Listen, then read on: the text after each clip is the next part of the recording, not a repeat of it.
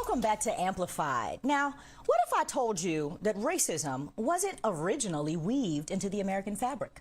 It's hard to believe that the racial divide that persists today wasn't always ubiquitous. In fact, it was the colonial elites who were responsible for crafting and stoking this division when they arrived in the, quote, New World. Rich white people have been pitting their poor against people of color ever since. It seems we've made progress since the early days of the settlers, but from where I'm sitting, I can't say that it's nearly enough. So just how much headway has our society made on the race front? To help me suss out the answer, we have tapped longtime writer, activist, and anti-racist advocate Tim Wise. I gotta tell you guys, I am so excited to have Tim on Amplified tonight. I am such a fan and admirer of his work. He's amassed 25 years of experience as a lecturer and educator on racism and how to dismantle it. Welcome to Amplified, Tim. Thank you for being here. Thank you for having me. Appreciate it. So, I want to start off asking you to offer some context here with a brief explanation of the history of how colonials constructed racial divisions from which racial resentment was ultimately born. I recently read your post in Medium, "The Problem Isn't White People, It's Whiteness People," in which you lay this out so plainly. So can you talk to us about how the settlers set our society up for racial clashes? Sure. Well, first, I think it's important, and particularly in this moment when the right is insistent on pushing back on what they're referring to as critical race theory, what the rest of us just call accurate history and truth, and on their part, saying that racism, isn't something that was baked into our country from the start. Well, it wasn't if you go back to the colonial period. Now, by the time we got to the founding of the country, it was there, and I'll get to that in a second. But speaking to your question, when the colonies begin, we know, of course, that the vast majority of indentured persons who were African worked side by side with indentured Europeans. This is before chattel slavery was firmly entrenched. So early on, at the very beginning, and some historians would, argue differently on this, but some were enslaved as what we would consider truly enslaved. Others were indentured, as were other quote unquote white people, not called that yet. It's only in the mid 1600s that we begin to see the permanence of enslavement for African peoples. And that's also the same period when the term white starts to get used to describe European peoples who were landless and who were peasants. That wasn't the term in Europe. There were no white people in England. There were no white people in Ireland. There were no white people in Italy or France or any of those countries. There were just different Europeans or different whatever their country happened to be. It's only in the colonies that the elite decide that they are going to create that term. Now, that begs the question, why? Why did they do that? Was there some new archaeological discovery that linked us all together in one chain of European mutuality? No. Was there some linguistic discovery? No. What was discovered was that the rich in Virginia in particular, but also other colonies, looked around and they did the math.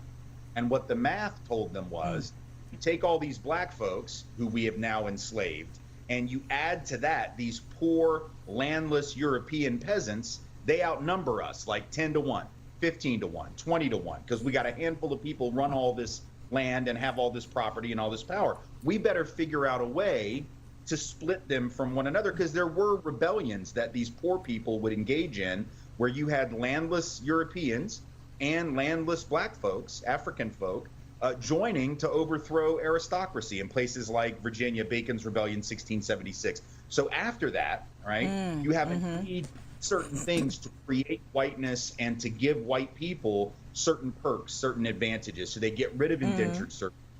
They allow European peoples who are poor to own land, not much, just a little, and of course only the men, so it certainly wasn't universal. But the idea is you start rolling out these privileges and these advantages, and then what happens? Those rebellions stopped because these European peasants started thinking they were on the same team as the rich, and by the time we get to the Civil War, you have the elite in the South getting all these poor white folk to go do their fighting for them and do their dying while they sit back on the back porch drinking a mint julep and having black folks do all the hard work. And they send the poor white people out to get shot at.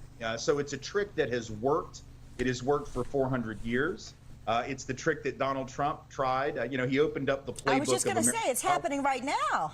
Yeah, I mean, as you're describing all of this, I'm seeing Trumpism play out right in front of us, and I wonder, you've been looking at all these trends over the years. You've been talking about this for some time and studying and teaching it. I wonder, what is your assessment about the way that racism is being used as a manipulation tactic ongoing? Have we made any headway in our society? Has anything changed?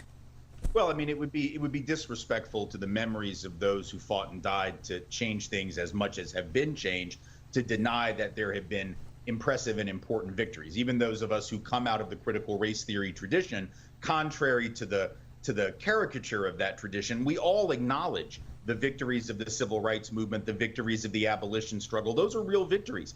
But what critical race theorists ask us is, why is it that in spite of those victories, in spite of those really important accomplishments, we still have such vast inequity? Why do we still have the median white wealth 10 to 15 times larger than the median black wealth? Why is it that black folks with a college degree are still almost twice as likely as whites with a degree to be unemployed, even when they majored in the same things? Why do we continue to have the disparities in every area of well-being, from health to education to poverty to the justice system to housing? When we've had all those victories, those inequities should have shrunk.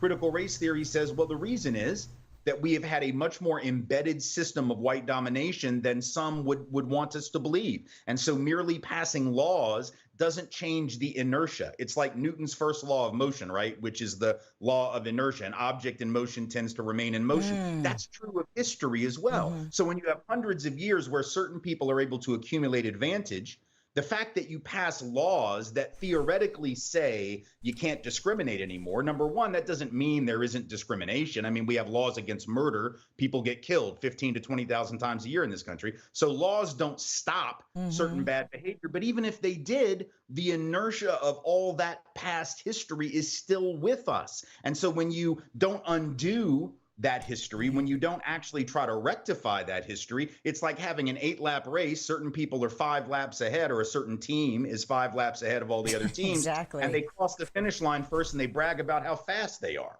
That's where we are right now.